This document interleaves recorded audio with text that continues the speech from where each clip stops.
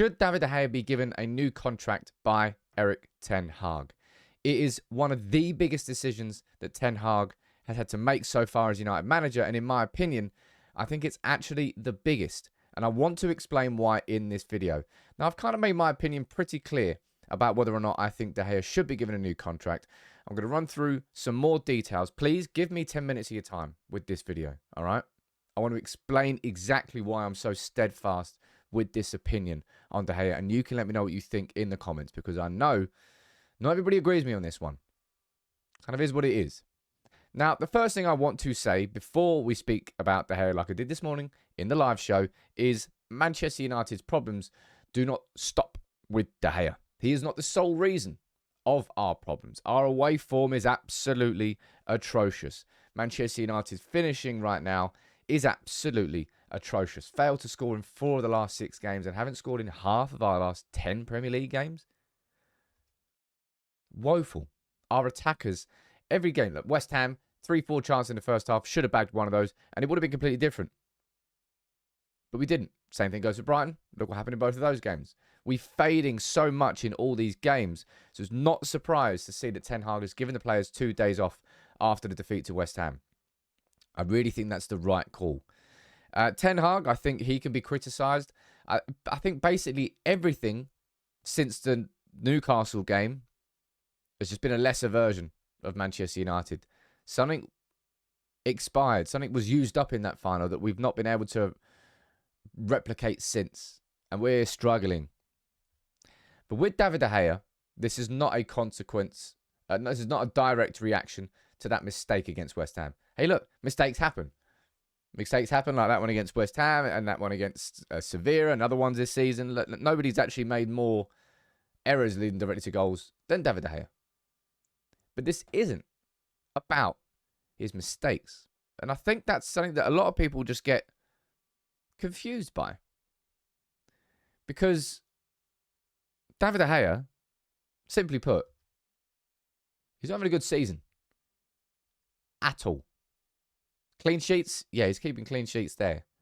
But in terms of controlling his box, in terms of actual shot stopping now as well, right? Just every facet of David de Gea's game has gone downhill this year. And we're sitting at the point where De Gea is locked in contract negotiations. Erik ten Hag has come out publicly and said that he wants him to stay and extend his contract.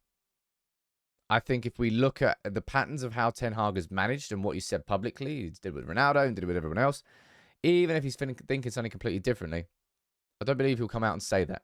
Now, of course, I'm saying that because I want to see that, and I understand that sort of concept of bias with that logic. But United have been locked in negotiations with De Gea for some time. There are, of course, doubts. It's Manchester Evening News this morning. There are doubts inside Manchester United as to whether De Gea should be given that new contract. And this is the crux of the issue, right? This isn't a conversation about whether David de Gea should be Manchester United's #1 goalkeeper next year. This conversation is about, should Manchester United give David de Gea a new contract in excess of £200,000 a week? And you cannot justify it. You can't. Not this version of David. Even David de Gea at his absolute peak, you'd still question whether he's suited. Wrong photo. You'd still question. Wrong photo. Third time lucky. You'd still question whether he suited Ten Hag's system. Because he doesn't. I don't need to tell you that. Just go and watch back so many games this season. I don't need to. This isn't a video where I'm going to present to you evidence of how his game just doesn't match Manchester United's, blah, blah, blah. That's a different conversation. I'm specifically saying that right now, and this is why I think it is the single biggest decision that Erik ten Hag has had to make so far as United manager. Because we keep hearing about ruthlessness. We keep hearing that Manchester United need to be better with our contracts. Stop giving players big contracts if they are not key members of that squad. Dean Henderson's on 120 grand a week. Overinflated contracts has been a huge issue at this football club. And that is why this, in my opinion, decision is such an important one for Manchester United and for Erik ten Hag. Because prior to that Ronaldo decision, I said exactly that. This was the biggest decision so far for Ten Hag in his tenure. I think he got it right. I think the way he managed it was perfect. And he made the right call with Ronaldo. I personally think, look, if David de Gea had a couple of years left on his contract, and this whole conversation was about should we phase De Gea out and bring in a new goalkeeper, it would be a far more civil conversation. And a kind of an easier conversation because it would be a straightforward yes. And then over the course of a season or two, you would do that and you would phase him out. It's more the fact that if Man United give him a new contract, as I said, worth in excess of 200 grand a week. I'd said it in the live stream this morning. Can somebody do some research for me? I should probably do it myself, really.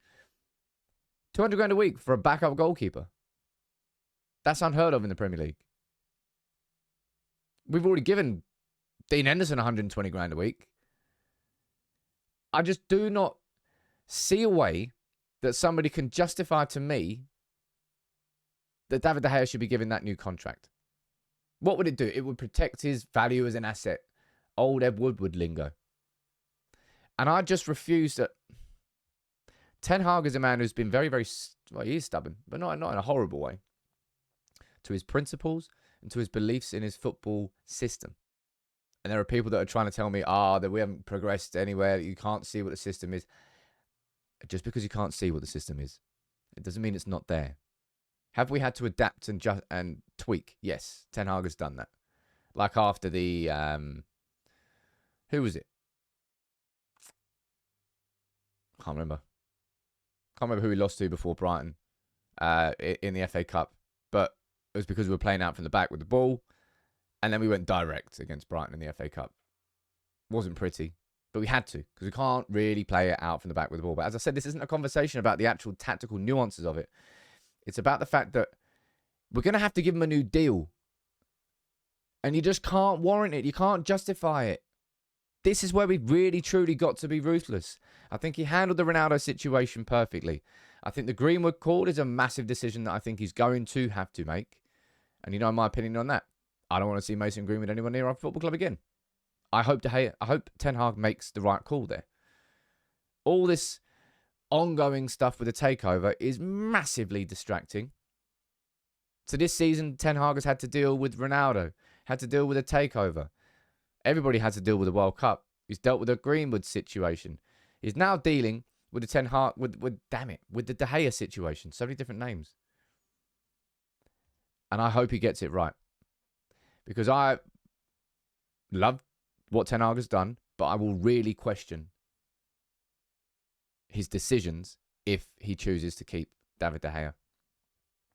If he does it, would that be because Manchester United simply don't have the funds to replace him this summer and that he's sort of delaying that conversation by a season or so? Potentially. But it's just too big an issue to ignore.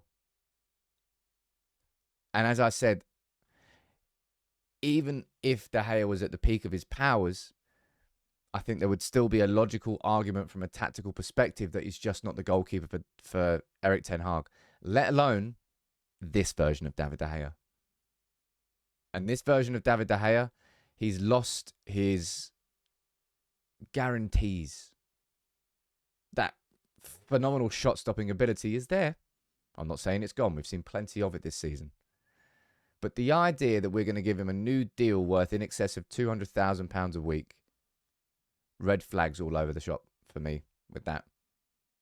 If we're going to truly be ruthless and we are going to kick forward and get rid of the players in the squad that don't suit the system. Look, that's what happens when new managers come in. There are players that just don't suit the profile.